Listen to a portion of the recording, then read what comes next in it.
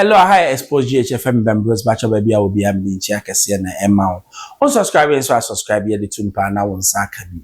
Nana Mcbrown, her excellence is this, I dear friend Nana Mcbrown. Or see, she nearly got scammed. Just a no be and wagadre.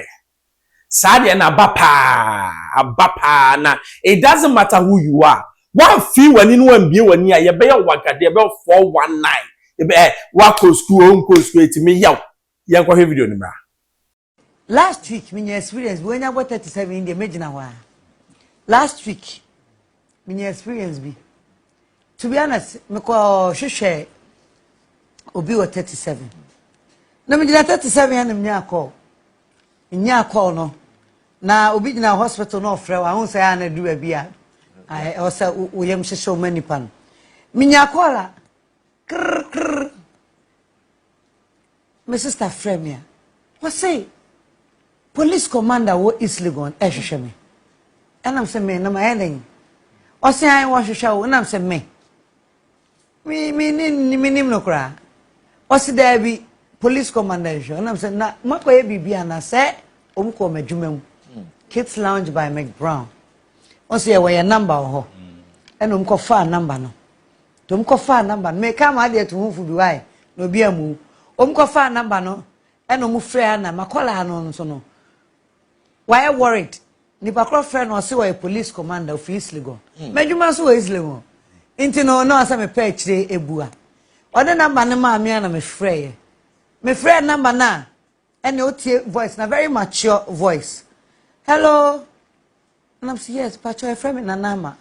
Yes wo ba medjuma mu hwehwɛ me. Yes say police ni. O say ai oh mama manuensi. O say ai East Legon police commander ni. Nana I am my boys never guide ho pa ma ona. Baby am gina sesia na sama to me wo winiba. Me yire wu. Ah me wo hospital sesia. Na wada Roma. Me buy no bills no me ma me ne dos me to mani a. Me wunia me fanto nanim even though me nimpanyfo bebe na say there bi. Ma me frɛw. Me ba ne boa me kakra. Na me hia ska kakra e dia so de kram so assault hospital no. And I'm say asemi de nke betumi ato ye nyina de na East Legon police commander wo hwe me a me yire wudie commander mi sika san kwa no wo pe ada moment a obi antimi amoa no amenko na commander abra me nim sempanfuo kura wo nchen wa anam se dabi anam se oh it is na wo hia ati jama se 2000 or 3000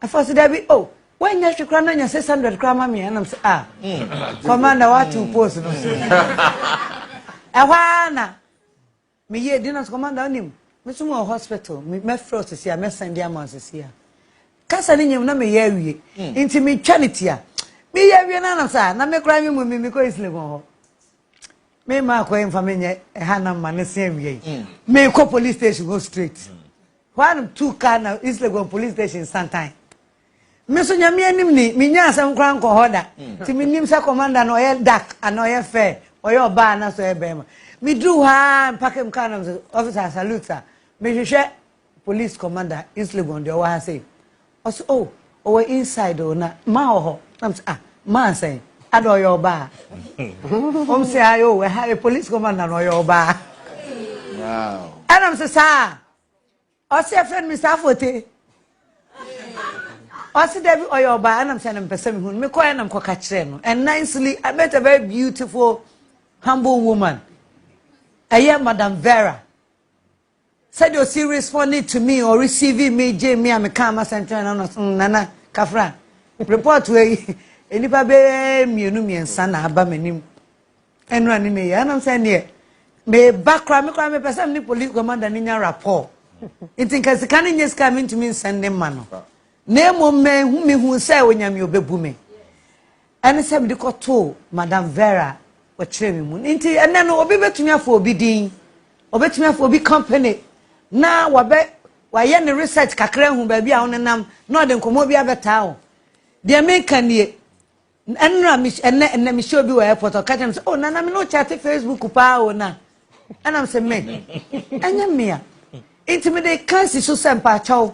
So obi bo mi din obi bo unia bi din obi bo adafo bi din adwuma bi din say we rep and I say we hear mo aya mo ni nyedey and na ho Mr. Afote me do number no betu jama na say wo the number ni nie Miss scammer my no police fake police scammer ah isa scammer no betu mi atoso anka bem de kana so me mo bo fake police scammer 027 okay 0276 878269 0276 878269 me sure say maybe you know a number ni use you careful no be am me din and obi din am eden am be scam ntino wa ma me opportunity dey share East Legon Police Commander aye in the person of Madam Vera intima Vera we shout out nie adwuma pa wo ye ho nyame shraw said you receive me no kra no nyame shraw bebe ani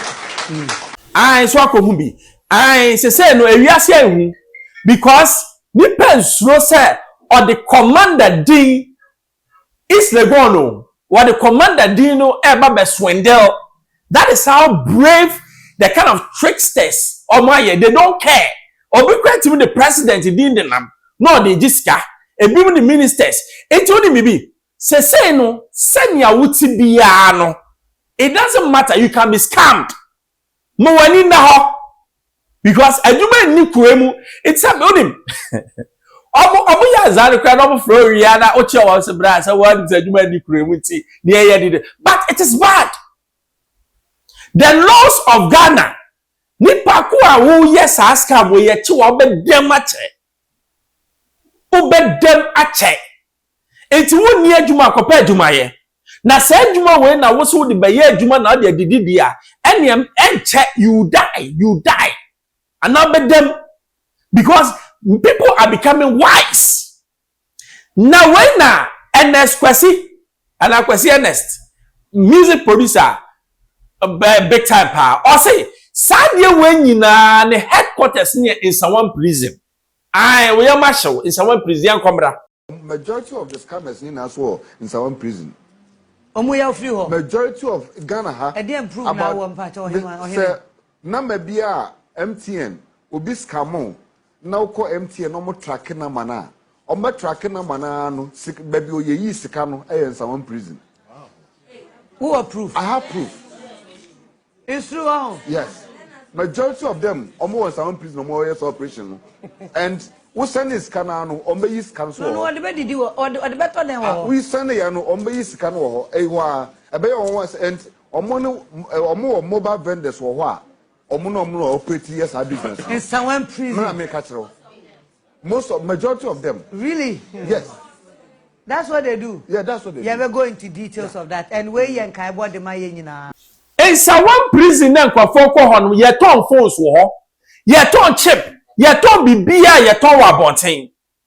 What the man is saying, you know, make cousin were falling victim to it before. Obi free prison. Eba ne ho no yo ba. Ebe yusu ni wie oba bag okura set ye ni na buo kra na sha bag no ni onim. O nipa ni wie na sata macho. Osanje no for 4,000 say oh ne ka bi o de soso say woboa say nipa ni ex convicts. Eti omutimi ye video calls now in Nsawam. All these tricksters no they are from Nsawam aided allegedly by the prison officers. Yes, they know what they are doing.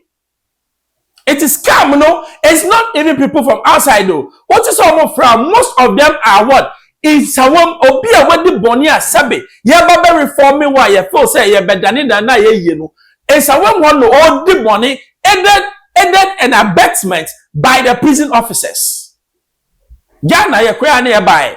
Until I make say ye prison systems no instead of reforming no it's rather producing gangsters and criminals because of the way it has been structured. Now no say yanhwe ni ye ni yanhwe ho ye we can never uproot what criminality in Ghana because nipa ni ko on ma oba reform no oba no na why hardened criminal. Eti obi ko wi a nkwamu nam ne den ko ho obi bo obi aso ne den ko obi yi obi ne den ko obai no ada ne konfo papa because e ho no udu ho links ni na ho e ho na kro no activities na is being planned there and they know what I'm talking about. It's reformation no adane a place of criminality e ho de ekokosua krono no ne kakrakra paabo.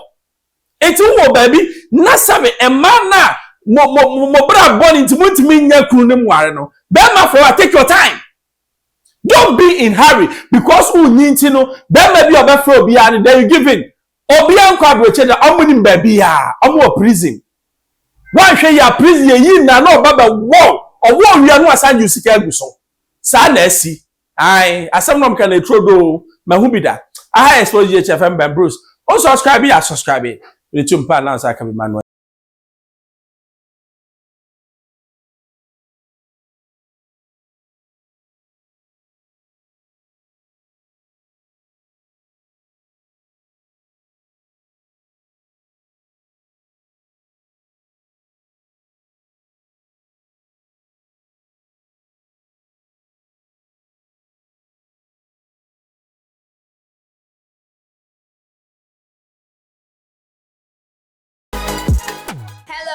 Keep watching Xposed GH, the best channel on all of YouTube.